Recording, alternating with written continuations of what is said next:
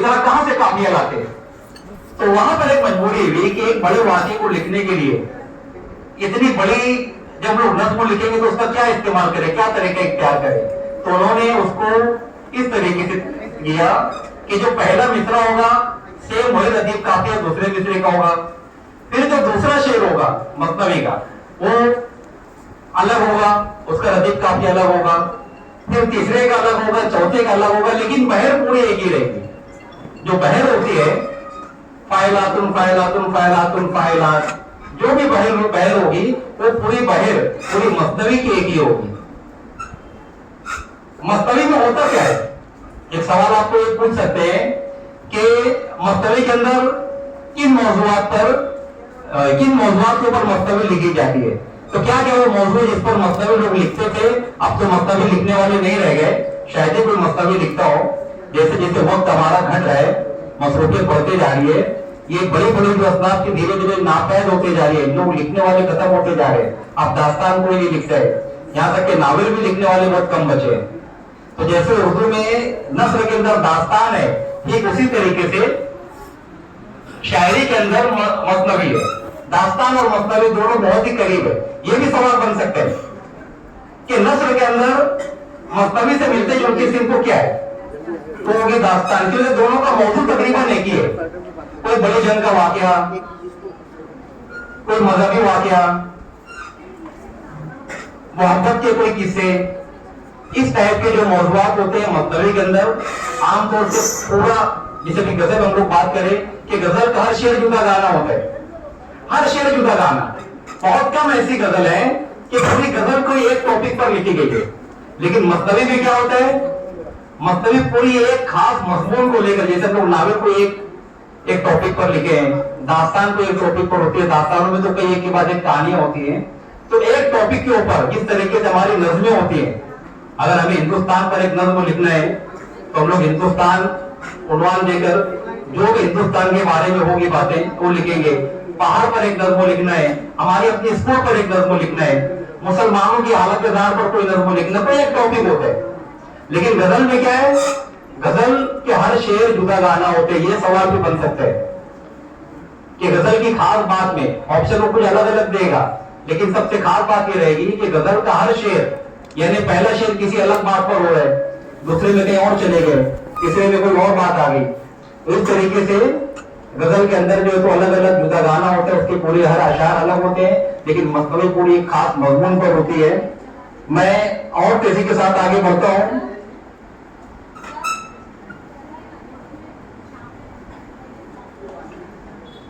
दास्तान के बारे में भी मैं कहा आप लोगों को, जैसे शायरी के अंदर मसनवी है, ठीक इसी तरीके से दास्तान है। बहुत सारी उर्दू की दास्तानें संस्कृत जबान से ट्रांसलेट हुई, बहुत सारी दास्तानें अरबी से आई, बहुत सारी दास्तानें फारसी से उर्दू में आई, और कुछ दास्तानें उर्दू में बैठकर लिखी गई।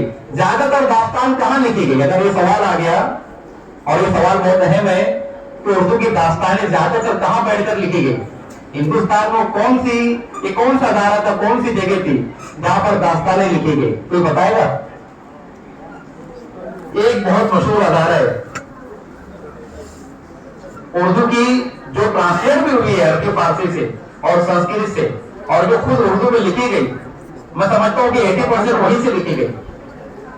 Fort William college, fort William college सही जवाब। इसका क्या मकसद था, अभी बोले आपने। और इसको कौन, इसकी तामीर कौन किया?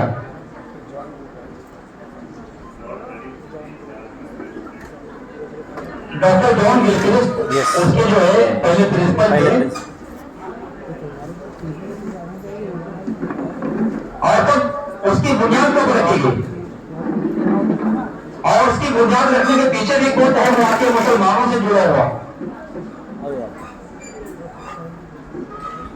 सन 1800 में 1799 में टीपू सुल्तान को शहीद किया गया। अंग्रेजों के लिए बहुत बड़ी एक कामयाबी थी, हमारे लिए बहुत अफसोस का मुकाम था, लेकिन ये अंग्रेजों के लिए बहुत बड़ी कामयाबी थी कि हजरत टीपू सुल्तान को उन्होंने शहीद कर दिया, कत्ल कर दिया। जब टीपू सुल्तान का कत्ल हो गया तो ठीक उसके एक साल बाद 1799 में उनका इंतकाल हुआ, और एक साल के बाद 1800 में फोर्ट विलियम कॉलेज की बुनियाद रखी गई, लेकिन फोर्ट विलियम कॉलेज से उर्दू को जो फायदा हुआ उसकी मिसाल मिलना मुश्किल है। फोर्ट विलियम कॉलेज लिख के रखी कलकत्ता में सन 1800, जल्दी जल्दी बैठ जाइए प्लीज।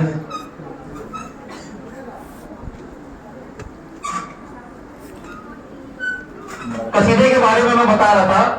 कसीदा ये लोग बनाए कसद से, और कसद का मतलब होता है कि हम कोई इरादा करते हैं, इरादा बांधते हैं। हम जब कोई इरादा बांधते हैं तो असल में शायर कसीदा निगार उस जमाने में, अब कसीदा भी बहुत कम लिखा जाता है। उस जमाने में ज्यादातर बादशाहों के लिए, नवाबों के लिए, उमरा के लिए जो शायर होते थे वो लोग कसीदे लिखा करते थे। और कसीदा लिखने से पहले उसका एक इरादा बांधते थे, चलिए मैं फला फला के बारे में कसीदा लिखूं। अगर आज कोई कसीदा निगार होता तो शायद शकील अंसारी के ऊपर लिखता, अशफाक उमर साहब के ऊपर लिखता, कामिल भाई के ऊपर कोई, तो कहां गए कामिल भाई, नाटर राव शेख के बारे में लिखते हो आके। मतलब ये सिर्फ धीरे धीरे जो है तो खत्म होते जा रही है। आपको तो लिखना चाहिए, आप शायर है, अभी तक क्यों नहीं लिखे? तो बहरहाल कसीदा, कसीदे की खास बात यह है कि जिस तरीके से गजल का जो पैटर्न है, गजल की जो हैयत है इससे बहुत ही मिलती जुलती कसीदे की भी जो हैयत है। कसीदे के अंदर भी लगभग वही सारी बातें होती है, बस इसमें यह फर्क है कि सारे अशार जो है उसमें जो जुदा गाना होते हैं, इसमें खास टॉपिक पर एक खास की मदा सराय में होती है, और इसके अज्जाए तरकीबी। ये सवाल आप लोगों से पूछा जा सकता है, जहां मैं ऐसा बोल रहा हूं उसको आप लोग खास तौर से नोट कीजिए। कसीदे के अज्जाए तरकीबी कोई बताएगा?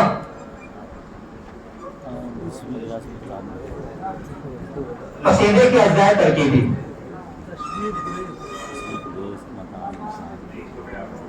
तशबीह, गुरेज, मदह, दुआ, ये 4 अज्जाए तरकीबी है कसीदे के। यानी जब हम लोग कोई कसीदा पढ़ेंगे, कसीदा हमारे सामने होगा, तो उसमें इब्तिदा जो होती है तशबीह से शुरुआत होती है। अभी मैं बहुत डीप में जाऊंगा तो फिर कसीदे तो पूरा टाइम निकल जाएगा। कसीदे में तशबीह से शुरुआत होती है, फिर तशबीह का हिस्सा जहां खत्म होने लगता है, ऐसा कोई हेडिंग नहीं दी होती है कि तशबीह, गुरेज, मदा, दुआ, तो पढ़ने वाले को अंदाजा लगता है कि अभी शुरू हुआ है कसीदा, तशबीह है। तशबीह के बाद गुरेज का हिस्सा आता है, उसके बाद मदा शुरू होती है। तो मदा जो असल एकदम टॉपिक है, किसी शायर की, कोई शायर जब लिखता है कसीदा तो मदा के लिए लिखता है, किसी की तारीफ में लिखता है। अगर चके जिस तरीके से मरसिया में था कि शख्सी मरसिया और करबलाई मरसिया, मरसिया में कुछ मरसिया शख्सी मरसिया भी होता है, इसी तरीके से कसीदे के अंदर भी जहां पर तारीफ के लिए लिखा जाता है, किसी का कसीदा किसी की हिज्व के लिए भी लिखा जाता है, उसको कहते हैं हिजविया कसीदा। यानी शायर इरादा मानता है कि फला फला बहुत नालायक है, या फला फला मिनिस्टर, फला फला लीडर, या हमारा प्रिंसिपल, या हमारा कोई भी, तो एक इरादा मानता है कि मैं जो है इसकी बुराई पर एक कसीदा लिखूंगा। तो ऐसे कसीदे को क्या कहते हैं? हिजविया कसीदा। जो कर रहे हैं कसीदे को कहेंगे हम हिजविया कसीदा। लिख के रखें इसको। अगर किसी की बुराई में लिखा जा रहा है, किसी के खिलाफ लिखा जा रहा है कसीदा, तो उसे कहेंगे हिजविया कसीदा। तो तशबीह, गुरेज, मदह, दुआ। तो जो मदह है और जो तशबीह है, इन दोनों को जोड़ने वाली कड़ी, ये भी सवाल आता है कि तशबीह और मदह को जोड़ने वाली कड़ी को कसीदे में क्या कहते हैं? ये बहुत अहम सवाल है। उसे कहते हैं गुरेज। तशबीह, गुरेज, मदह, और लास्ट में थोड़ा सा हिस्सा होता है, जैसे हम लोग बहुत बड़ा प्रोग्राम कर रहे हैं, आखिरी में कोई खड़ा होकर रस में शुक्रिया अदा करेगा, तो एक थोड़ा सा हिस्सा होता है कसीदे के लास्ट में, उसे कहते हैं दुआ, दुआइया या दुआ। तो तशबीह, गुरेज, मदह, दुआ, ये 4 अध्याय तरकीबी जल्दी से लिख के रखे। तशबीह, गुरेज, मदह, दुआ। जिस तरीके से कसीदे के अध्याय तरकीबी में आप लोगों के सामने रखा, इसी तरीके से मरसिया की भी अध्याय तरकीबी है। यानी जो इतना बड़ा मरसिया होता है वाकई करबला पर मुश्तमिल, जब आप उसको पढ़ेंगे तो उसमें कितने हिस्से होते हैं? उसके अध्याय तरकीबी में जैसे इसमें 4 है, तो उसमें कितने हिस्से होते हैं?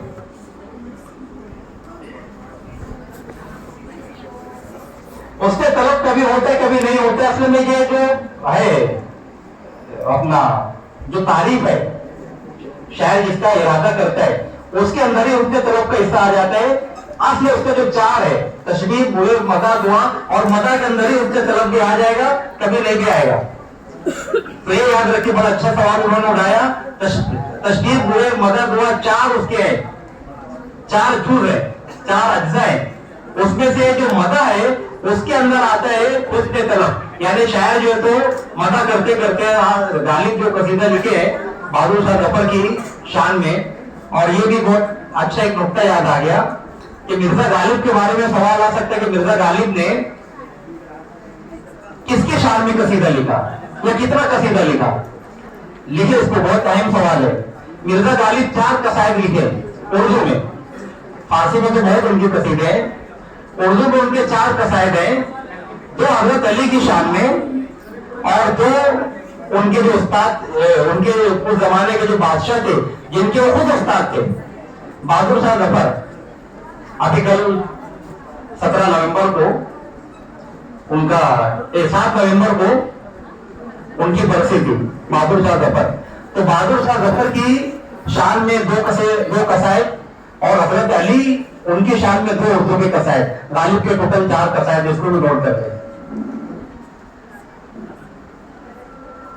अगर हम लोग अज्जाए तरकीबी की बात करते हैं तो मरसी का अज्जाए तरकीबी भी बहुत अहम है। कोई बताएगा मरसी का अज्जाए तरकीबी? मरसी में टोटल 8 अज्जाए तरकीबी है। कोई बताएगा?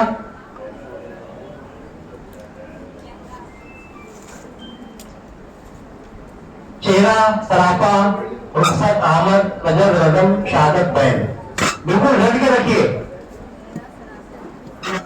ये ऐसी चीज है जो आपको जिंदगी भर याद रखनी है। अगर हम लोग उर्दू पढ़ाते हैं तो कोई भी ऐसा टीचर ने जो उर्दू पढ़ाता है वो मरसिया नहीं पढ़ाते।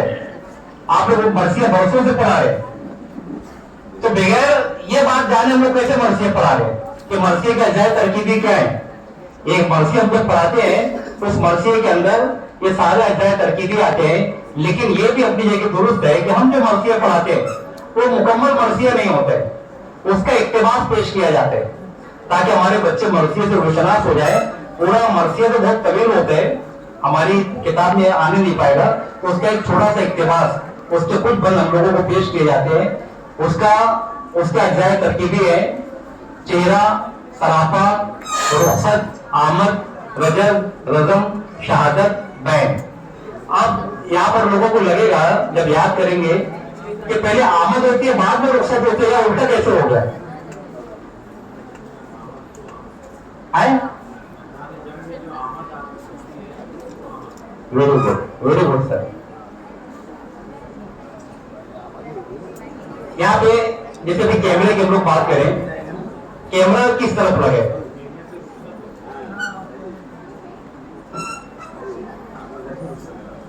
तो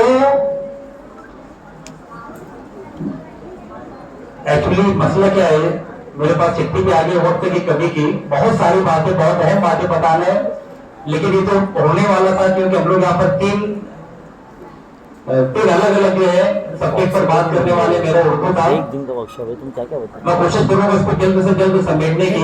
ये अज्जाए तरकीबी आपने की थी, इंशाल्लाह फिर इस पर हम लोग बात करेंगे। उसके बाद एक सवाल ये बनता है कि किस मुगल बादशाह के दौर में मरसियों को बहुत मकबूलियत हासिल हुई। एक ऐसा मुगल बादशाह है जिनके दौर में मरसिया निगारों की बहुत फजीलाई हुई और मरसिया बहुत लिखा गया। उर्दू के मशहूर मुगल मुसलमानों की बहुत ही मशहूर, कौन हो सकता है, बहुत ही मशहूर औरंगजेब के जमाने में लिखा गया। इसके बाद तरक्की पसंद तहरीक, जदीदियत, माँ बाप जदीदियत, दकनियात, सनाए बदाए, लिसानियात, तरक्की पसंद तहरीक, हल्के अरबाज ज़ौक़, अलीगढ़ तहरीक, सर सैयद अहमद खान, मिर्जा गालिब का दौर, उसके बाद अल्लामा इकबाल का दौर। ये सारे ऐसे अहम टॉपिक है उर्दू के अंदर जिस पर बहुत सारे सवालात बनते हैं। अब अगर हम लोग ये सोचे कि इतने कम टाइम में क्या क्या करेंगे। तो फिलहाल एक बहुत अच्छा मौका है कि जो आदिल पब्लिकेशन आप लोगों को यहाँ पे किताब गिफ्ट करेगी। मेरे ख्याल से मैं तो देखा नहीं अभी तक उसमें क्या है, हो सकता है कि आपको रेडीमेड मवाद उसमें मिल जाए, आपकी काफी जो है तो वो काम आ जाए। लेकिन उसके अलावा अगर आप लोगों को कुछ चाहिए तो हम लोग जो पेपर देने जा रहे हैं, जैसे फर्स्ट कर लीजिए पेपर बीएससी वाले हैं या बीए वाले हैं, तो अपने पेपर के हिसाब से जो आप लोगों के सब्जेक्ट है, उर्दू, इंग्लिश, तारीख, ज्योग्राफिया या साइंस या एबीएस, इसकी जो किताब है लेयर वाले पहली 5वीं तक का और पेपर सेकंड वाले 6वीं से 8वीं, इसकी जितनी भी किताब है, उस किताब में जितने भी मज़ामीन है आप उसको बहुत बारीकी से नोट। उसमें खास तौर से जो तारुफ है, शोहरा का जो ऊपर तारुफ होता है, उनकी जो पैदाइश की तारीख है, उनके इंतकाल की तारीख है, उसके बाद जो है तो उनकी मशहूर जो तसानीफ है, उसके बाद जो सिंफ है, उस सिंफ के बारे में, जैसे भी मैं आप लोगों के सामने कसीदा, गजल, रुबाई, मरसिया, ये 4 के बारे में बहुत सारी बातें आप लोगों को बता दिया। तो उस सिंफ के बारे में आपको जानना बहुत जरूरी है। अफसाने की सिंफ, अफसाना क्या होता है, क्या है जो अफसाने और नावल को अलग करता है, अफसाने और नावल में क्या फर्क है, दास्तान और नावल में क्या फर्क है, दास्तान के अंदर क्या होता है, दास्तान के लिखने वाले बड़े बड़े जो अदीब थे, बड़े बड़े दास्तान वो थे, वो कौन थे, किस जबान से तर्जुमा होगी, जो खुद लिखते हैं उसको क्या कहा जाता है, जो खुद अपनी बहन के दास्तान लिखे और जो तर्जुमा किए, ये दोनों में भी फर्क है। इसके बाद एक बहुत अहम सवाल नज्म के बारे में, किस अंग्रेज ने उर्दू नज्म को रिवाज देने में अहम किरदार अदा किया। देखिए ये भी बहुत अहम सवाल है कि एक अंग्रेज है जो उर्दू नज्म को रिवाज देने में बहुत अहम रोल अदा किया, बताइए।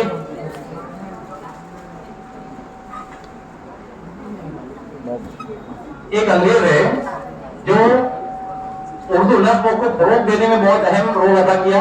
जैसे कि मैं एक मिसाल की औरंगजेब की, कि औरंगजेब रहमतुल्लाह अलैह उनके दौर में मरसिया को बहुत फरोग हासिल हुआ।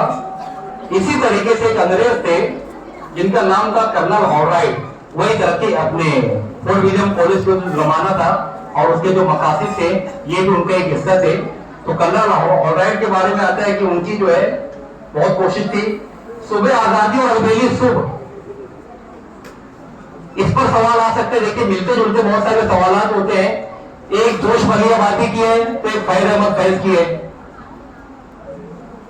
सुबह आजादी और अलबेली सुबह, आप बता सकते हैं किसने क्या लिखा। सुबह आजादी फैज अहमद फैज की है और अलबेली सुबह जोश मलियाबादी। उसके बाद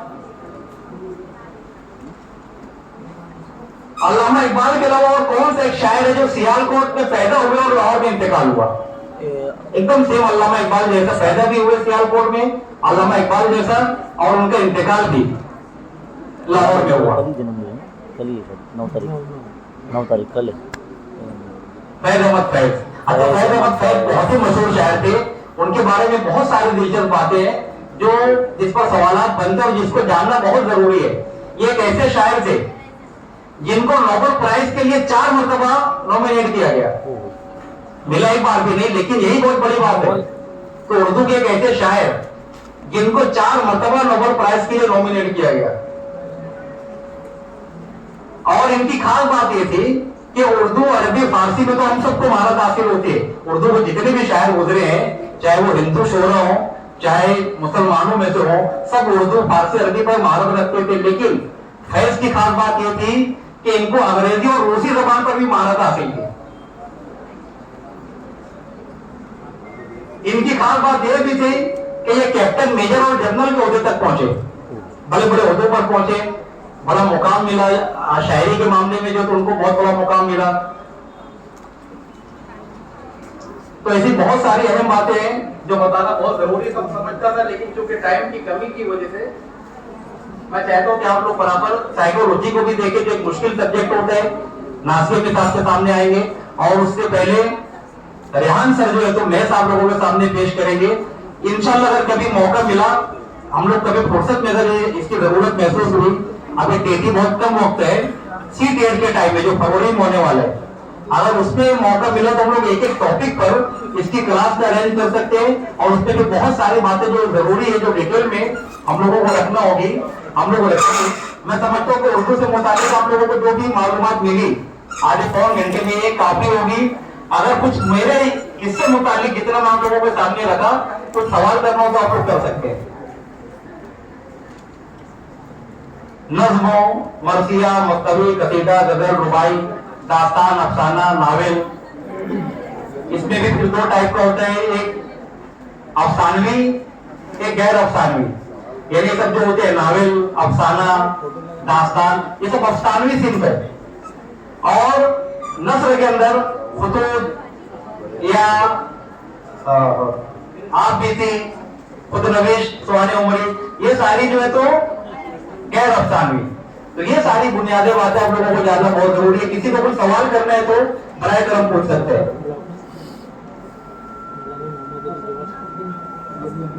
मैं बिला ताखिर रेहान सर को आवाज दूंगा।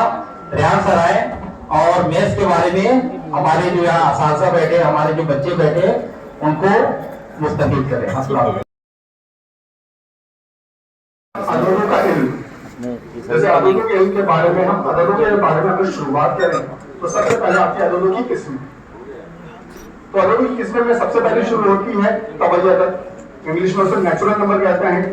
तबई अदद को गिनती के आदाद भी कहा जाता है। अब जैसे मालूम है कि गिनती के आदाद, तो गिनती कहाँ से शुरू होती है? एक से शुरू होती है। गिनती गिनेंगे तो आप कैसे गिनेंगे? एक के बाद क्या गिनेंगे?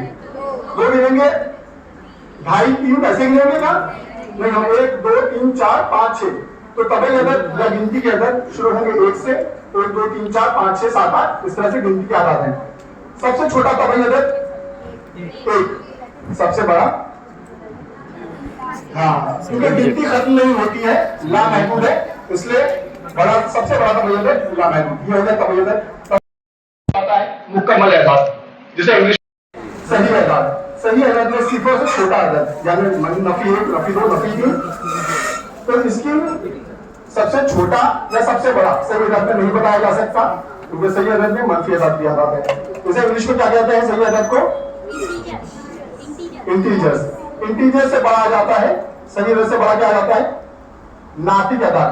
नातिक अदद की तारीफ किस तरह से लिखी जाती है कि नातिक अदद वो है जिसे हम शुमार गुणा और रसमनुमा की सूरत में लिखे, P/Q की सूरत में, शुमार गुणा और रसमनुमा की सूरत में लिखें। तो नातिक अदद में तमाम तबई अदद आ गए, तमाम मुकम्मल अदद आ गए, तमाम सही अदद आ गए। इसके अलावा जो अदद हम नसबनुमा में लिख रहे हैं 2/5, 1.5, ये तमाम नातिक अदद आ जाएंगे। इसे इंग्लिश में क्या कहेंगे? Rational numbers. P/Q is not equal to 0, denominator 0 नहीं रहेगा इसमें। नातिक अदद से बड़ा। नेक्स्ट कौन सा है? मुस्तफा अददों की किस्में तबई अदद, मुकम्मल अदद, सही अदद, नातिक अदद। उसके बाद क्या है? गैर नातिक अदद की कोई किस्म नहीं है, नाम नहीं दिया गया उसको। गैर नातिक अदद के बारे में बताऊंगा। इससे बड़ी किस्म है हकीकी आदाद, जिसे इंग्लिश में कहेंगे रियल नंबर। तो हकीकी आदाद में तबई, मुकम्मल, सही, नातिक के अलावा गैर नातिक अदद भी आ जाएंगे। गैर नातिक अदद वो कहलाएंगे जो जजर वाले हैं, जैसे 5 का जजुल मुरब्बा या स्क्वायर रूट नहीं निकाला जा सकता, तो वो गैर नातिक अदद है। या ऐसा अदद जिसको तकसीम करने पर उसकी तकसीम लामहदूद है, इंग्लिश में उसे कहते हैं non recurring and non terminating. Non recurring and non terminating ये गैर नातिक अदद है। तो गैर नातिक अदद को भी हम शुमार कर लेंगे तो वो सबसे पहले आएंगे हकीकी अदद।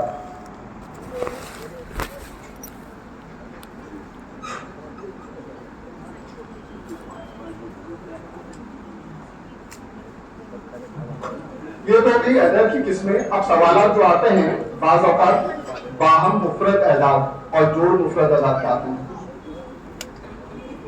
जोड़ मुफरद अदाद जिसे इंग्लिश में ट्विन प्राइम नंबर्स कहेंगे। अच्छा, अददों की किस्में ये तो बता दिया मैंने। इसके अलावा हमें मुफरद मुरक्कब अदद के बारे में मालूम है। मुफरद अदद का डेफिनेशन हम इस तरह से कहते हैं कि ऐसा अदद जिसके सिर्फ 2 जुज़ हो, जिसके सिर्फ 2 आद होते हैं। जैसे मैंने कहा है 5, तो ये मुफरद अदद है क्योंकि इसके सिर्फ 2 आद होंगे, 1 और 5। 7 मुफरद अदद है क्योंकि इससे सिर्फ 2 आद होंगे, 1 और 7। एक चीज याद रखनी है आपको कि 1 से लेकर 100 के दरमियान कुल कितने मुफरद एदाद हैं? कोई बताएगा? 25। ये चीज याद रखिए, क्योंकि ये इस इम्तिहान के दिन हम उसको बैठकर हल नहीं करेंगे, गिनते नहीं बैठेंगे, ये हमको जबान में याद रहना चाहिए। हमारे कुछ मेहमान स्टेज पर आए हैं, चले हम उनका इस्तेमाल करेंगे। एमएलए मोहतरमा सना मलिक साहिबा यहाँ पर तशरीफ फरमाए, जोरदार उनके इस्तेमाल कीजिए। और फजलुल्लाह भाई भी साथ में है। हाँ, सादिया मर्चेंट साहिबा, मुशीर भाई, आप लोग इस स्टेज पर तशरीफ लिया है, आप प्रोग्राम जारी रखिएगा।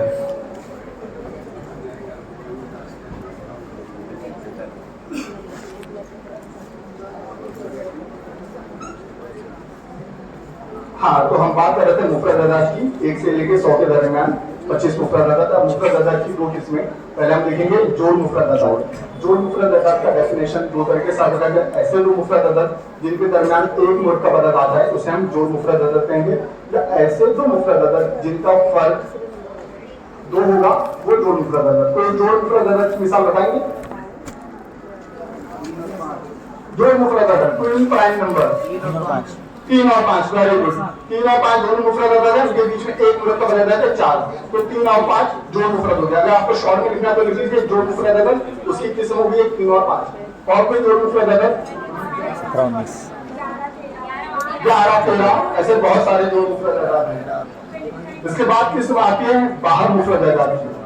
बाहर मुफरद अदाद जाहिरी तौर पर ये खुद मुफरद अदाद नहीं होते, लेकिन ऐसे 2 अदद जिनके आद में मुश्तरक सिर्फ एक होगा वो बाहर मुफरद अदाद है। जैसे मैं मिसाल बताता हूँ, 4 और 15। 4 के आद हो जाएंगे 1, 2, 4, ये 4 के आद हो गए। 15 के आद हो जाएंगे 1, 3, 5, 15। इन दोनों में मुश्तरक सिर्फ एक आया, इसलिए कहलाएंगे बाहर मुफरद अदाद।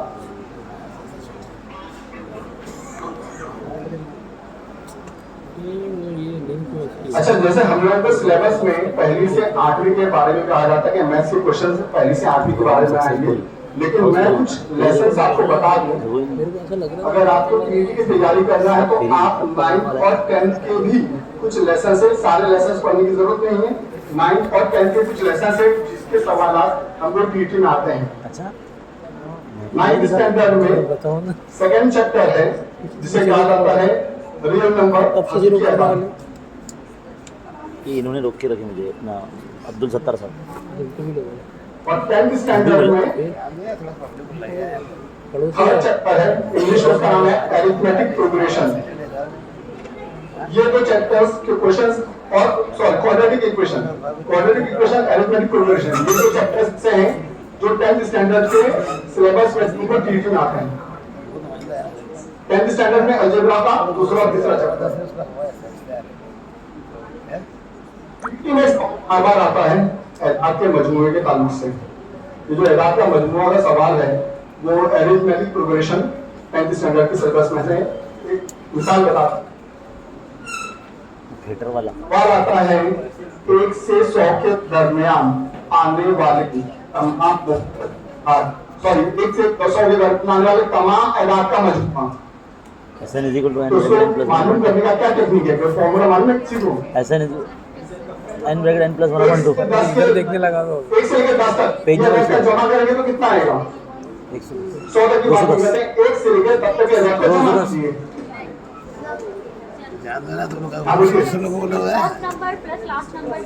अच्छा, वो लास्ट नंबर डिवाइडेड बाय 2। तो 1 और 10 को जमा किए 11 को अपने 10 के तो 10 5.5 1 से 10 तक एदाद को जमा करेंगे कितना आएगा? ये तो जमा नहीं जमा कर सकते हम लोग। हाँ, 55 आएगा। 55 तो उसका फॉर्मूला है first number into last into second +1 करके। इसका किताबों में फॉर्मूला ये दिया हुआ है तो जितने एदाद हैं टोटल 10 आदाद है 1 से लेकर 10 तक, उसको हमने 2 से तकसीम कर लिया, उसे आधा कर लिया, आया 5। उसको पहले और दूसरे तक के जमा से हम ज़ब्त करेंगे। आखिरी तक 10, दोनों को जमा किया 11 को 5 से ज़ब्त करने जाएगा 55। मैंने वैसे रिक्वेस्ट किया था यहाँ पे कि अगर मुझे बोर्ड मिलता तो बहुत बेहतर होता, लेकिन बोर्ड का इंतजाम नहीं है। मैथ्स के लिए बोर्ड ही तो चाहिए, बोर्ड नहीं है कैसा? मैथ से पढ़ते हैं क्या? हाँ मैथ से पढ़ते हैं।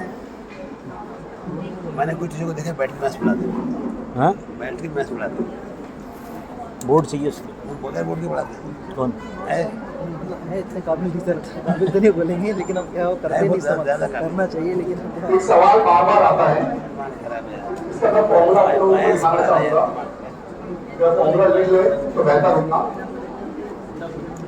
पहले 20 एदाद के मकबों का मजमूआ, मक्का मुक्का अब इसमें मक्का मुक्का 20 अदद है, 40 अदद है, कोई भी अदद है, एक फॉर्मूला है। सवाल आता है 20 एदाद के मकबों का मजमूआ, तो फॉर्मूला इस तरह से है n under bracket n plus 1 upon 2 पीछे अजीम भी बैठा है। n bracket n plus 1 algebra की 10वीं किताब सफ़ा नंबर 71 पे इसमें एक हल करना मिसाल आसान है, n वो की मिसाल जगह दे सिर्फ आपको अददों की तादाद लिखनी है। अगर 20 अदाद के मकबूल का मजमूआ बोला है तो n की जगह 20 लिख देना है, 10 बोला है तो n की जगह 10 लिख देना है।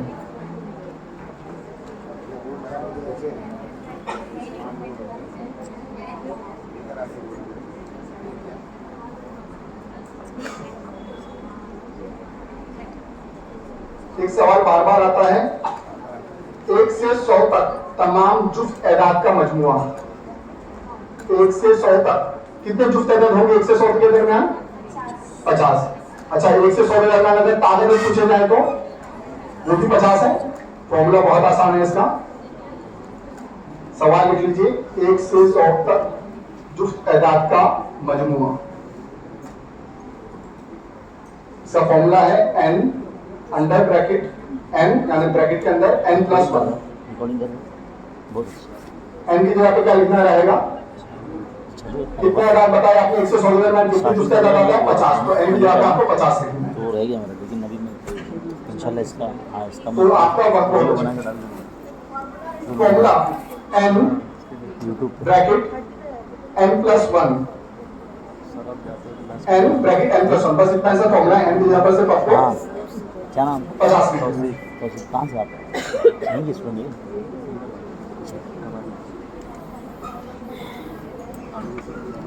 हाँ हाँ अच्छा, वाह वाह माशाल्लाह, बहुत अच्छा। पीटी में सवाल बार बार आता है, 4 हिस्से दिए जाएंगे आपको अच्छा हाँ और कहा जाएगा इन 4 हिस्सों का इस्तेमाल आप अंदर लोग से भाई करेंगे। हाँ मैथ सर मैथ अदद बन सकते हैं। सवाल इस तरह से है, रिजवान सर को 4, 8, 9 और 2, सब बाप लोग 4, 8, 9 और 2 में से हर हिस्से को एक मरतबा इस्तेमाल करने पर बनने वाले ज्यादा से ज्यादा 4 हिस्से अदाद कितने होंगे? सवाल आप शॉर्ट में लीजिए, 4, 8, 9, 2 इससे बनने वाले ज्यादा से ज्यादा 4 हिस्से अदाद कितने होंगे? अब इम्तिहान के बाद हम इससे अदद बनाते नहीं बैठेंगे कि 4892, 4982, ये मजा आएगा। पेपर होने में आते हैं। ये है कि जितने अदद हैं 4 है ना, 4 उसके बाद ज़रब 3, ज़रब 2, ज़रब 1। अगर 4 हिस्से दिए गए हैं तो लिखिए 4, ज़रब 3, ज़रब 2, ज़रब 1। ज़रब 3 कितना है जवाब? 24। तो आंसर 24 रहेगा। आपको अदद बनाने की जरूरत नहीं रहेगी। इसका फॉर्मूला हो गया 4 ज़रब 3 ज़रब 2 ज़रब 3। परमुटेशन कॉम्बिनेशन वाला कॉन्सेप्ट। हाँ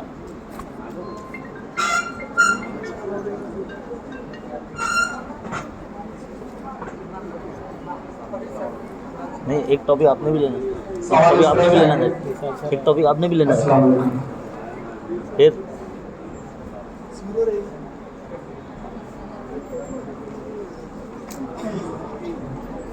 एक सवाल पीटी में और है जो बार बार पूछा गया है, सबसे छोटा डाक मुरक्कब अदद और सबसे बड़ा 2 हिंदुसी मुफरद अदद का मजमूआ।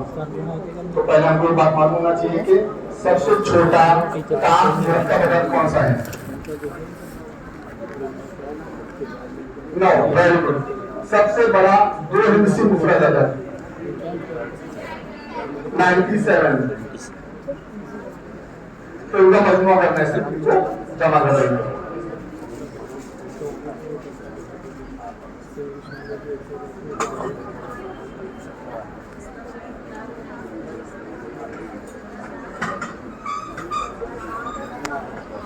तुम्हारे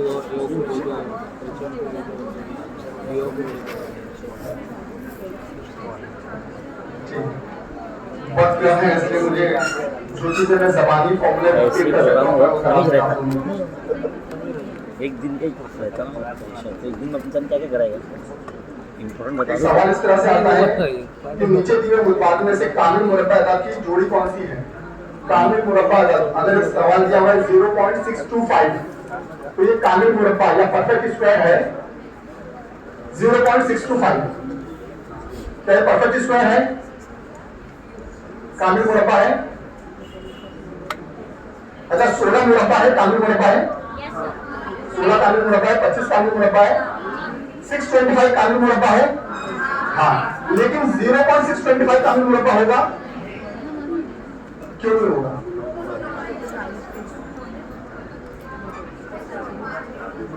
क्योंकि 3 हिस्से के बाद आशारिया है, तो कामिल मुरब्बा पहचानने के लिए हमको सवाल को हल करने की जरूरत नहीं, सिर्फ देखना है कि अगर 3 हिस्से के बाद आशारिया है तो वो कामिल मुरब्बा नहीं है, 2 हिस्से के बाद आशारिया है तो वो कामिल मुरब्बा होगा। एक गजब ट्रिक है, वही ना बात है, वही ना बात है।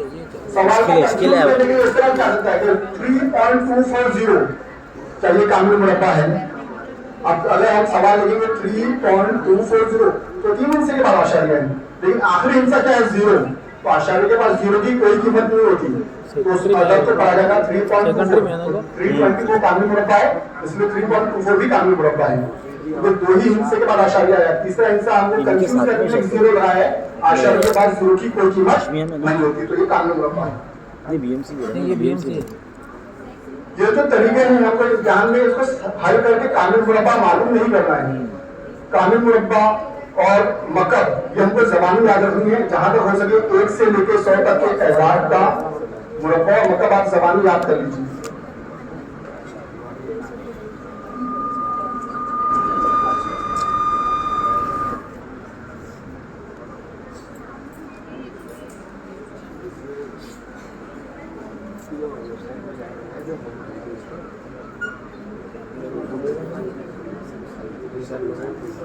इम्तिहान में सवाल इस तरह से आता है कि एक अदद दिया जाएगा और पूछा जाएगा कि ये अदद किससे तकसीम पजीर है। तकसीम पजीर की कसौटी उसूल जो है मैं शॉर्ट में आप लोगों को सरसरी तौर पे बता दूं। अरे मत दूसरे तकसीम का उसूल सबको मालूम है? क्या बताना क्या उसूल है? तो इकाई के मुकाम पर अगर जुफ्त अदद है तो दूसरे तकसीम पजीर है। 2 4 6 8 0 2 4 6 8 0 अगर इकाई के मुकाम पर ये है तो अदद दूसरे तकसीम पजीर है। 3 से तकसीम पजीर का उसूल वो मुश्किल गुजरते तो एक अदद है, उसमें दिए हुए हिस्सों की जमा, जैसे अदद है 36, 2 से 3 और 6 को जमा के 9 आया, इनकी क्लास चल रही और है, 3 से तकसीम पजीर है तो 36 भी 3 से तकसीम पजीर होगा। अदद कितना भी बड़ा हो उसको हम हल करने की जरूरत नहीं है। उस अदद में जितने हिस्से हैं, 4 हिस्से अदद है, 5 हिस्से अदद है, उसके हिस्सों को जमा करेंगे, अगर वो 3 से तकसीम पजीर है तो पूरा अदद कवर क्यों 3 से तकसीम पजीर होगा। मैं खुद 4 से तकसीम का उसूल आखिर के 2 हिस्से कितना भी बड़ा अगर 5 हिस्से है, आखिर में 24 आ गया, 40 आ गया, 36 आ गया, आखिर के 2 हिस्से अगर 4 से तकसीम पजीर है तो पूरा अगर 4 से तकसीम पजीर होगा। 5 से तकसीम का उसूल बहुत आसान है, आखिरी निशान है इकाई के मुकाम पर 5 या सिफर होगा तो 5 से तकसीम पजीर है। 6 से तकसीम का उसूल जो 2 करेंगे जो 3 करेंगे वो 6 करेंगे, जो अगर 2 से तकसीम पजीर है, 3 से तकसीम पजीर है तो 6 से तकसीम पजीर होगा। 7 से तकसीम का उसूल 7 से तकसीम का उसूल ये मुझे लिखाना होगा, लेकिन फिर भी मैं जबानी बोलने की कोशिश करता हूं, अगर आप लिख लेना। मिसाल के तौर पर एक अदद दिया हुआ है 658, पहला हिस्सा है 8, उसको 2 से जरा दे दीजिए, कितना गया 16।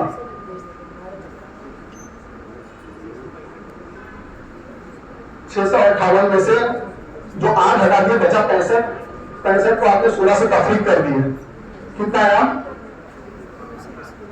49।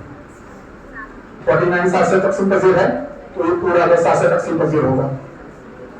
वापस से उसूल रिपीट करता हूं, कोई भी अदद दिया हुआ है उसका इकाई के मुकाम को 2 से जरब दीजिए, वो 2 से जरब देने पर बाकी का जो अदद आया उन दोनों को तफरीक कर दी। अगर हासिल तफरीक 7 से तकसीम पजीर है तो पूरा अदद 7 से तकसीम पजीर होगा। 8 से तकसीम का उसूल, आखिर के 3 अदद अगर 8 से तकसीम पर 0 है तो पूरा अदद 8 से तकसीम पर 0 होगा। जैसे 4 का उसूल था वैसा ही 8 का उसूल है। 9 से तकसीम का उसूल, जो 3 का उसूल है वही 9 का उसूल है। एक अदद में जितने हिस्से हैं सबको जमा कीजिए, अगर वो 9 से तकसीम पर 0 है तो पूरा अदद 9 से तकसीम पर 0 होगा। 10 का उसूल तो बहुत आसान है, इकाई का हिस्सा अगर सिफर है तो 10 से तकसीम पर 0 है। 11 का उसूल, ऑड प्लेसेस और इवन प्लेसेस का फर्क, ऑड और इवन प्लेसेस का फर्क है। और इवन यानी एक 5 हिस्सी अदद है तो इकाई, सैकड़ा और हजार का मुकाम, इन तीनों अदद को जमा किए, दहाड़ है सैकड़े का मुकाम, इन दोनों को जमा किए, तफरीक करने पर 11 से तकसीम पर 0 होगा।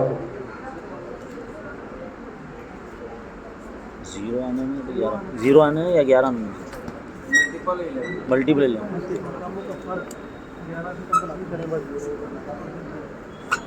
एक आखिरी सवाल बता दूं, ये सवाल बार बार आया है 2018 में, 2013, 2014 में। सवाल इस तरह से है, एक अदद को 15, 11, 12 से तकसीम करने पर हमेशा 4 बाकी बचता है तो वो अदद कौन सा है?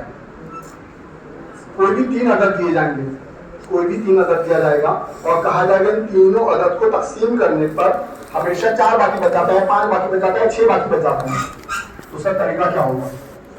उन तीनों अदद का मुश्तरक जुज़ाफ़े अदद यानी एलसीएम मालूम कर, एलसीएम निकालना आता है दोनों को, तीनों अदद लिखते उनका एलसीएम निकाल दीजिए। एलसीएम निकालने के बाद अगर ये कहा गया है कि आखिर में 4 बाकी बचता है तो एलसीएम निकालने के बाद जो एलसीएम आया उसको आप पहले 4 से ज़रब दीजिए और उसमें 4 जमा कर दीजिए, आपका जवाब आ जाएगा। कोई भी 3 अदद दिए हैं और कहा गया है कि तकसीम करने पर आखिर में हमेशा 4 बाकी बच जाता है तो उसका एलसीएम निकालना है। एलसीएम निकालने के बाद उसको 4 से ज़रब और 4 से जमा करना है। अगर सवाल आएगा कि 2 बाकी बच जाता है तो 2 से ज़रब दीजिए और 2 जमा कर दीजिए, ये तरीका कार होगा। अब मैं चाहूंगा कि अगले जो लेक्चरर है वो अपना वक्त लें क्योंकि वक्त कम है, इसलिए मैं यहाँ पर अपना काम मुकम्मल करता हूँ। शुक्रिया।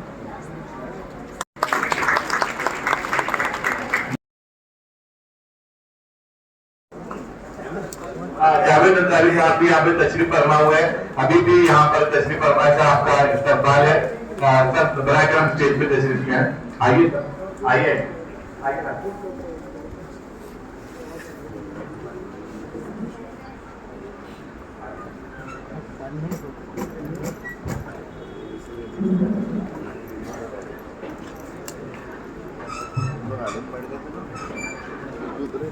अस्सलाम वालेकुम रहमतुल्लाहि व बरकातहू।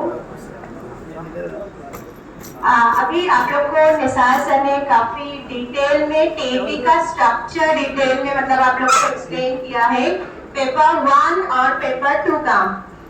पेपर 1 में और पेपर 2 में दोनों में भी एक सेक्शन होता है जिसको हम लोग बोलते हैं साइकोलॉजी का सेक्शन। एक्चुअली क्या नाम है उस सेक्शन का?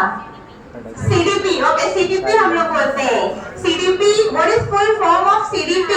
Child development pedagogy. Child development and psychology, sorry pedagogy. See इस सेक्शन, इस नाम में ही अगर देखा जाए तो 2 पार्ट हैं। एक पार्ट है चाइल्ड डेवलपमेंट और दूसरा पार्ट है पेडागोजी। तो इस पेपर में जो क्वेश्चन आ रहे हैं इसमें चाइल्ड डेवलपमेंट से रिलेटेड रहेंगे। कब हम बोलते हैं कि बच्चे का डेवलपमेंट हो रहा है, बच्चे की तरक्की हो रही है? कब हम बोलते हैं? जब बच्चे की आमोजिश होती है, राइट? है ना? आमोजिश, आमोजिश मीन्स व्हाट?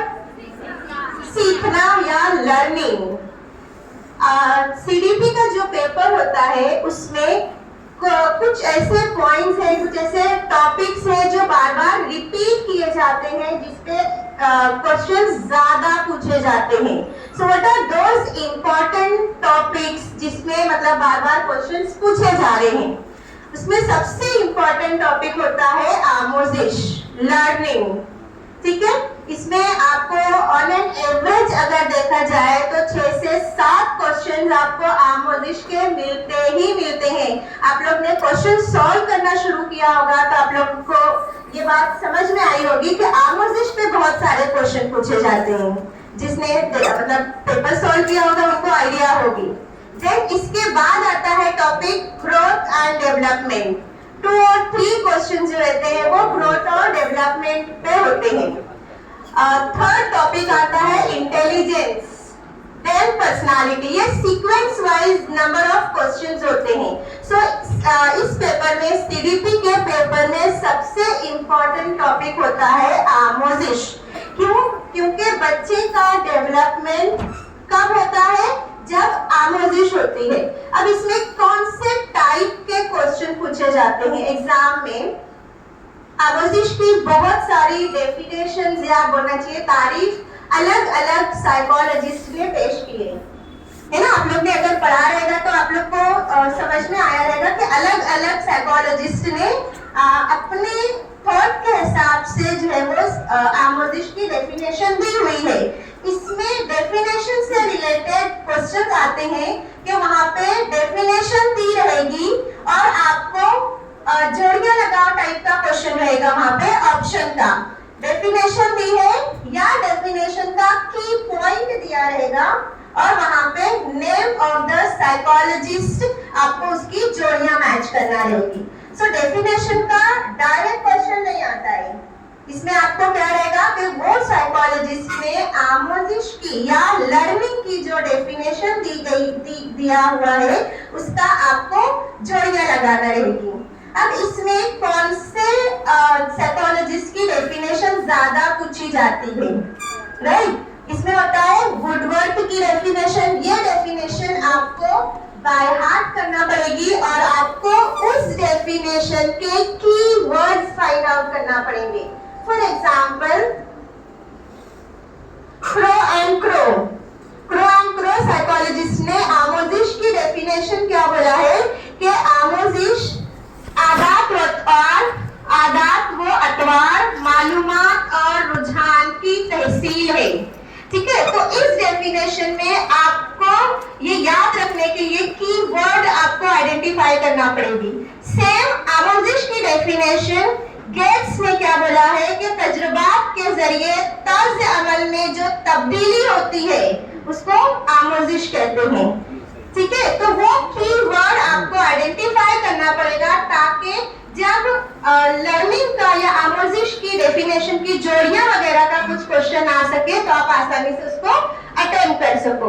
और इस पे क्वेश्चन मोस्टली पूछे गए हैं 2024 में, 21 में सेम क्वेश्चन रिपीट हुए हैं। ठीक है, सेकेंड टॉपिक आता है आमोजिश में ही कैरेक्टरिस्टिक्स ऑफ लर्निंग या आमोजिश की खुसूसियात। आमोजिश की बहुत सारी खुसूसियात है। ठीक है, कि आमोजिश जिंदगी भर का अमल है, कंटिन्यूअस प्रोसेस है, बहुत सारी डेफिनेशंस है इसकी। अब इसमें क्वेश्चन क्या पूछा जाता है कि सारी मतलब 4 ऑप्शन रहते हैं मल्टीपल चॉइस क्वेश्चन में। 4 में से 3 प्रॉपर्टी दिया रहेगा और एक नहीं रहेगी। उसमें आपको पूछा जा सकता है कि आइडेंटिफाई करना है उसमें कि कौन सी लर्निंग की या आमोजिश की खुसूसियत नहीं है। ये वाला भी क्वेश्चन जो है वो एग्जाम में पूछा जा चुका है। थर्ड टॉपिक जिस पे ज्यादातर क्वेश्चन पूछे जाते हैं वो है फैक्टर्स ऑफ लर्निंग, आमोजिश के अवामिल। ठीक है, आमोजिश के 3 मेजर अवामिल है। इसको 3 कैटेगरी में डिवाइड किया गया है। पहला है एनीवन बायोलॉजिकल फैक्टर, दूसरा है साइकोलॉजिकल फैक्टर जिसको हम लोग नफ्सियाती बोलते हैं, मतलब थर्ड क्या है? नहीं, इमोशनल तो साइकोलॉजिकल में जाएगा। सोशल फैक्टर, बायोलॉजिकल फैक्टर में आता है हेरिडिटी, सोशल फैक्टर में आता है family, then school, neighbours, friends, ये सारे जो है वो सोशल फैक्टर्स में आते हैं। और सोशियोलॉजिकल फैक्टर में साइकोलॉजिकल फैक्टर में आता है मोटिवेशन, ठीक है, रिटेंशन, मेमोरी, जिसकी वजह से वो सारे फैक्टर्स जिसकी वजह से बच्चे की लर्निंग हम लोग क्लासरूम में जो है वो इनहांस करते हैं, बढ़ाते हैं। साइकोलॉजिकली जब हम लोग बच्चे की नफ्सियात के हिसाब से हम लोग उस फैक्टर को हैंडल करते हैं तो वो सारे फैक्टर्स किसमें जाते हैं? साइकोलॉजिकल फैक्टर में। तो अब ये सारे फैक्टर्स में भी सेम क्वेश्चन रहेंगे, मिक्स करके क्वेश्चन दिए जाते हैं और उसमें से आइडेंटिफाई करने के लिए बोला जाता है कि कौन सा फैक्टर कौन सी कैटेगरी में आएगा। अब समझ रहे हो कैसा क्वेश्चन रहेगा इसमें? एक दो दफा ये वाले क्वेश्चन जो है वो पूछे जा चुके हैं कि फैक्टर्स मिक्स करके दिए जाते हैं और उसमें जो है वो आपको आइडेंटिफाई करना है कि लाइक सपोज मोटिवेशन है, देन फैमिली है और वहाँ ये दिया गया है, फ्रेंड दिया गया है और एक दिया गया है कलर ऑफ आईज, है ना, आंख का कलर।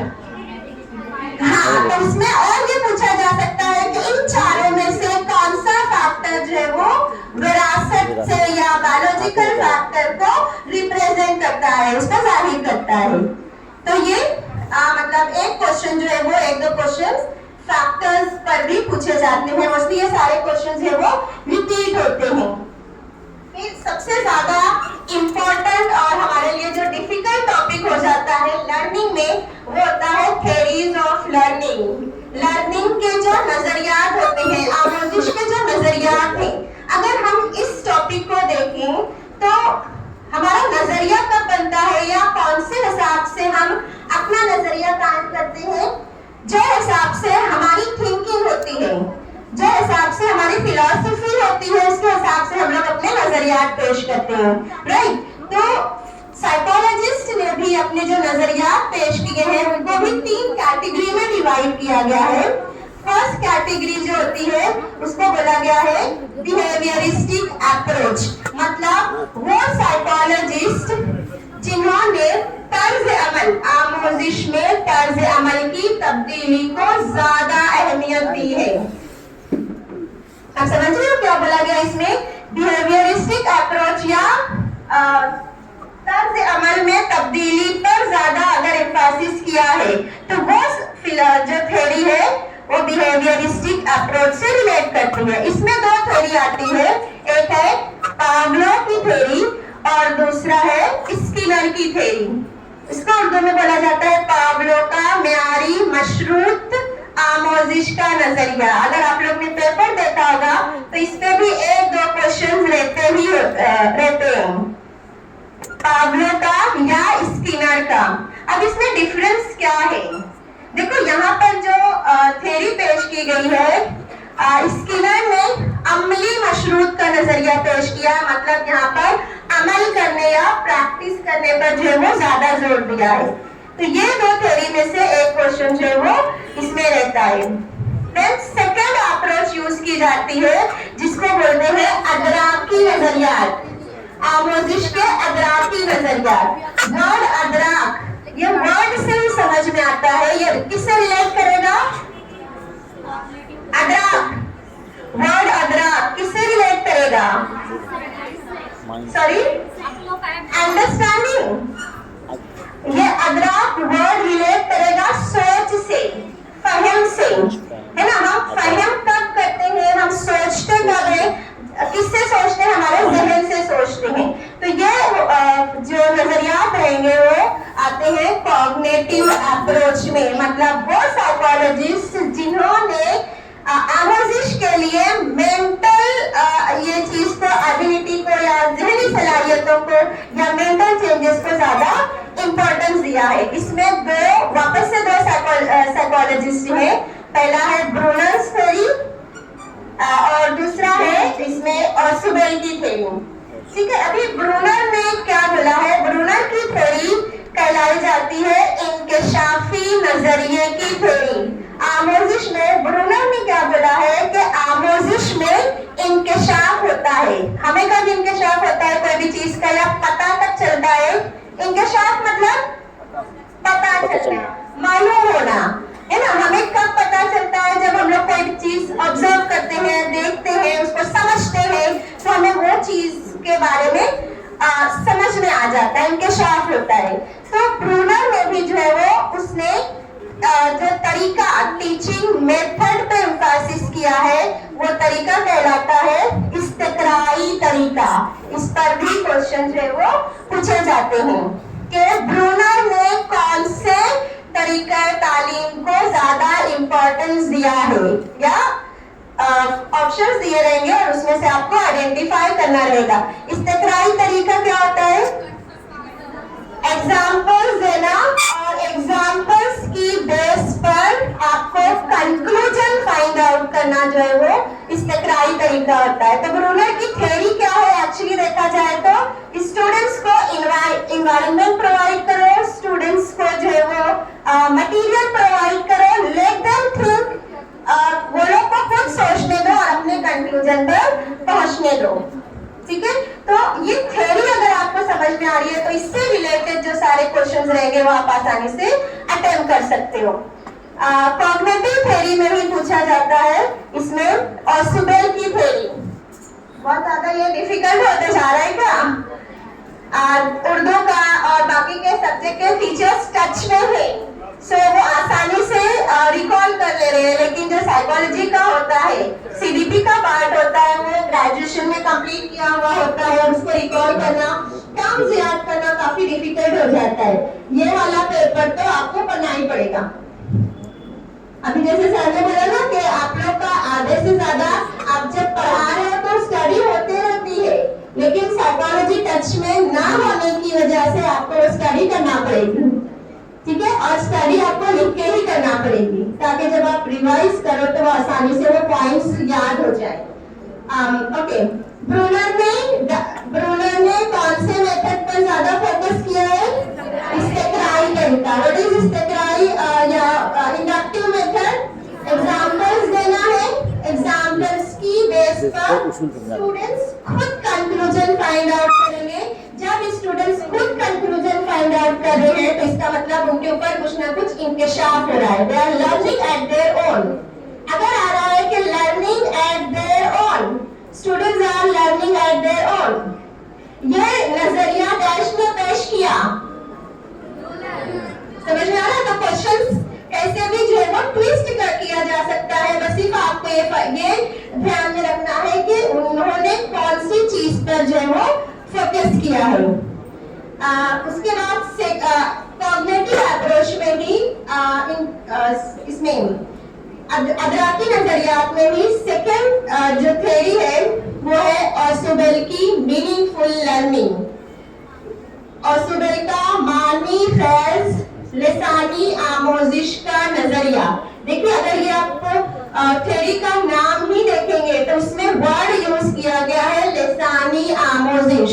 जबान की आमोजिश में सबसे इंपॉर्टेंट चीज क्या होती है कि आपको अपने इंस्ट्रक्शंस, मतलब जो हिदायत होती है वो इस तरीके से ऑर्गेनाइज करना है कि बच्चे को वो चीज सही तरीके से समझ में आ सके। अगर आप लिसानी आमोजिश कर रहे हो और आपके जो इंस्ट्रक्शंस है, आपको जो आपने जो हिदायत देना है, अगर वही सही क्लियर नहीं है या सही नहीं है तो बच्चे जो है वो कंफ्यूज हो जाएंगे, उनको समझने में डिफिकल्टी होगी। इसमें ऑसुबेल ने जो है वो कौन सी चीज पर ज्यादा एम्फेसिस किया है? ठीक है, इन्होंने क्या बोला? मेथड यूज किया है इंडक्टिव डिडक्टिव मेथड। इस्तेक़राई वो इस्तेख़राजी तरीका, मतलब अब यहाँ पे आमोजिश देखो मेंटल डेवलपमेंट का है, अदराकी नजरिया है, तो इसमें क्या बोला गया है कि बच्चे को पहले एग्जाम्पल दो, देन वो लोग खुद से कंक्लूजन देंगे, बेस्ड ऑन दैट कंक्लूजन बच्चों से एग्जाम्पल्स इलिसिट करवाना है, ये फाइंड आउट करने के लिए कि उनको अदराक हो रहा है कि नहीं, उनको समझ में आ रहा है कि नहीं। ठीक है, सो अभी देखो डिस्टिंग्विशिंग फीचर दोनों में समझ में आया आप लोग को। अदराकी नजरिया दो लोग ने पेश किया है, ऑसुबेल ने और ब्रूनर ने। ब्रूनर ने एम्फेसिस किया है, ब्रूनर ने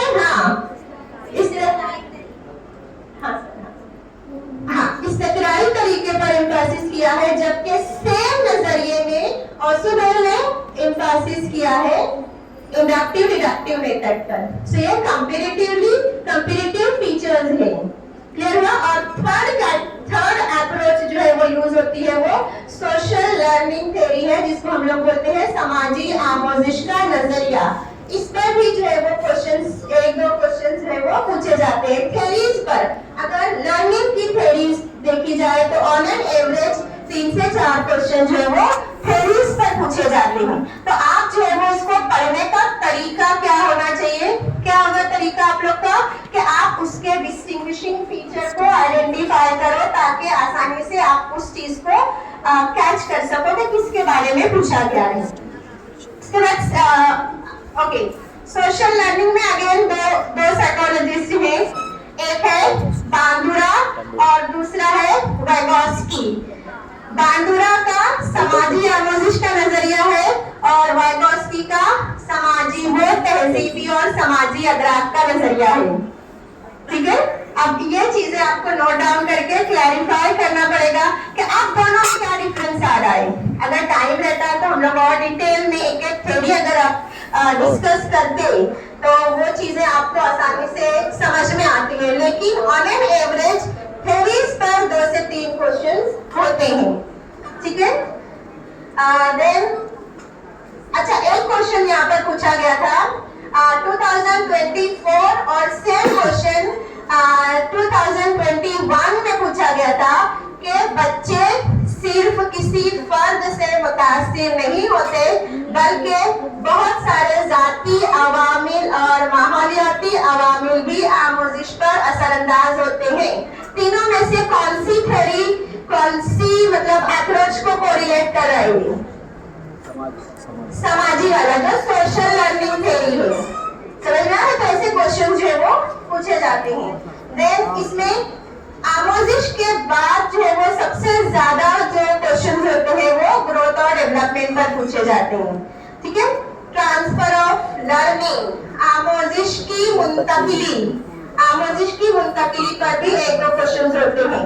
आमोजिश की मुंतकिली क्या होती है कि एक चीज के बारे में अगर हम लोग कुछ सीखे हुए होते हैं तो उसी चीज को हम लोग दूसरी नई चीज सीखने में जब यूज करते हैं तो उसको कहा जाता है आमोजिश की मुंतकिली, ट्रांसफर ऑफ लर्निंग।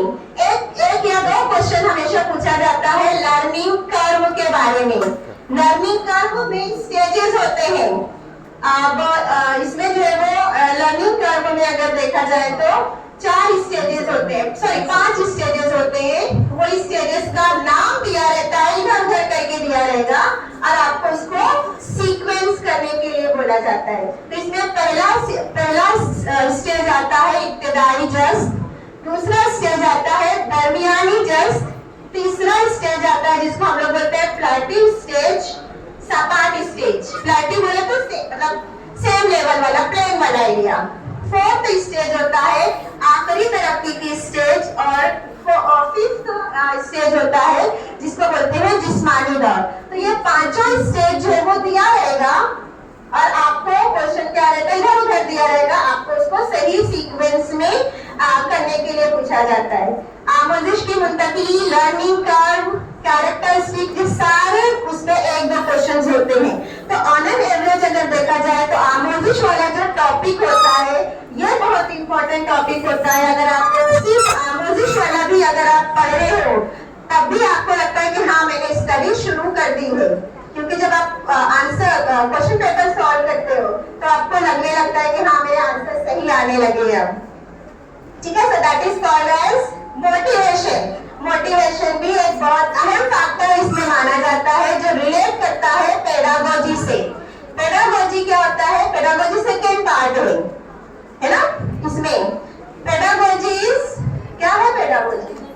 पेडागोजी पढ़ाने का या तदरीस का तरीका होता है, दरसियात साजी का एक तरीका होता है जिसमें ज्यादा इंफेसिस किया जाता है बच्चों को, चिल्ड्रन को, बच्चों को जहन में रखकर जो दरसियात बनाया जाता है उस फील्ड को कहा जाता है पेडागोजी।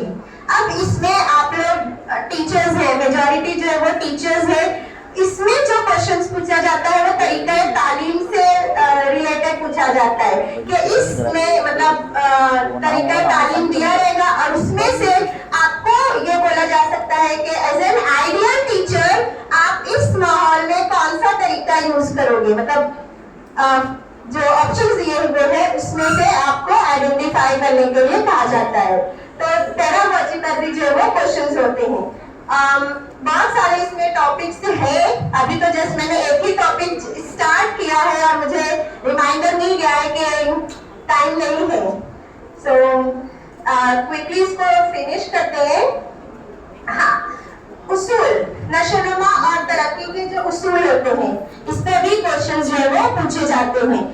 नशोनुमा और तरक्की के बहुत सारे उसूल हैं, उसमें ऑलमोस्ट 9-10 इसके जो है वो प्रिंसिपल्स है।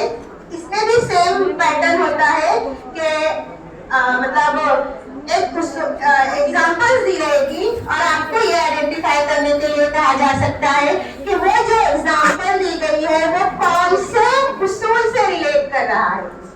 उसूल का नाम नहीं पूछा जाएगा, आपकी बुक में नाम दिया गया है कि लाइक प्रिंसिपल ऑफ कंटिन्यूटी, मतलब मुसलसल रफ्तार का उसूल, मुख्तलिफ रफ्तार का उसूल, इंजमाम का उसूल, ये सिर्फ नाम नहीं पूछा जाएगा, एग्जाम्पल दिया जाएगा और एग्जाम्पल के साथ ये पूछा जा सकता है कि जो एग्जाम्पल दी गई है वो कौन से प्रिंसिपल से कोरिलेट कर रही है या कौन से प्रिंसिपल से रिलेटेड है। ठीक है, तो इस तरीके के जो क्वेश्चन है वो मोस्टली प्रिंसिपल्स के बारे में जो है वो पूछे जाते हैं। फिर अगेन तरक्की पर जो असरअंदाज होने वाले अवामिल होते हैं, इससे रिलेटेड क्वेश्चन होते हैं। एक दो क्वेश्चंस हमेशा इंटेलिजेंस से रिलेटेड होंगे। इंटेलिजेंस में भी बहुत सारे जो साइकोलॉजिस्ट हैं उन लोगों ने अलग अलग थ्योरीज दिया है, जैसे 1 फैक्टर थ्योरी, 2 फैक्टर थ्योरी। तो जो थ्योरी है वो आप उसकी लिस्ट बनाइए कि कौन सी थ्योरी किसने कब दिया है और उनका थॉट क्या है। ठीक है, तो इसमें आप आसानी से जो है वो कंपैरेटिव स्टडी जो है वो कर सकते हैं।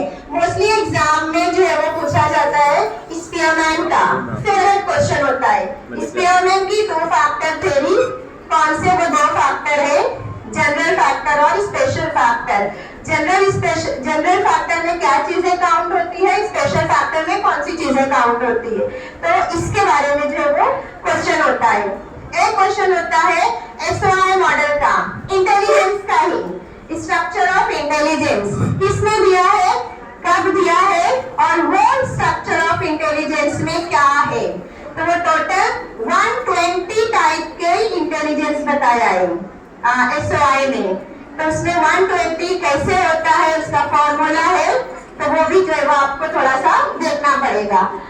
कार्टर्स थ्योरी, हर एक में जो है वो आपको थ्योरीज वाला पार्ट जो है वो थोड़ा डिटेल में करना रहेगा और जो डेफिनेशन वाला पार्ट है उसमें आपको कंपैरेटिव जो है वो देखना पड़ेगा कि किस साइकोलॉजिस्ट ने कौन सी चीज पर जो है वो एम्फेसिस किया है।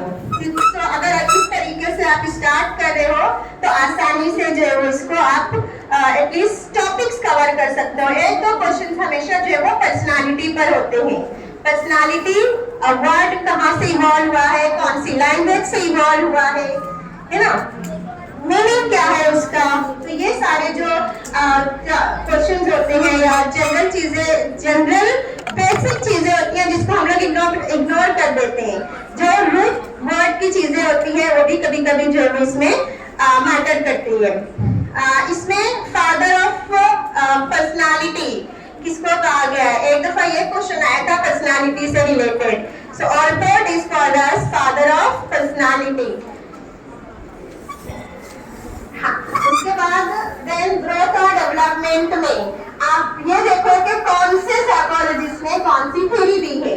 अलग अलग टाइप के जो डेवलपमेंट है, moral development theory is given by Kohlberg, है ना। उसके बाद कॉग्निटिव डेवलपमेंट थ्योरी, अध्यात्म मतलब जहन का जो डेवलपमेंट हो रहा है वो थ्योरी कौन से दी, किस साइकोलॉजिस्ट ने दिया है। मॉरल डेवलपमेंट किस साइकोलॉजिस्ट ने दिया है।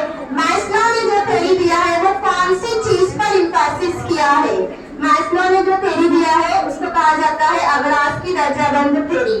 कार्ल रॉजर ने जो थ्योरी दिया है, सारी थ्योरीज जो है वो डेवलपमेंट में आती है। तो ये सारी थ्योरीज के बारे में जो है वो एग्जाम में पूछा जाता है। प्लस सेकंड पार्ट पूरा जाता है पेडागोजी से रिलेटेड, मतलब आर्ट ऑफ टीचिंग। मेरे ख्याल से अभी मुझे एस्टिमेट मिल चुका है। यहाँ पे स्टॉप करते हैं, इंशाल्लाह अगर टाइम मिलता है तो हम इसको वापस से डिटेल में जो है वो कंटिन्यू करेंगे। मैं बहुत शुक्रगुजार हूँ आदिल पब्लिकेशन और न्यू फ्यूचर फाउंडेशन की कि उन्होंने ये काबिल समझा कि मैं अपने व्यूज जो है वो आपके सामने रख सकूं। Thank you.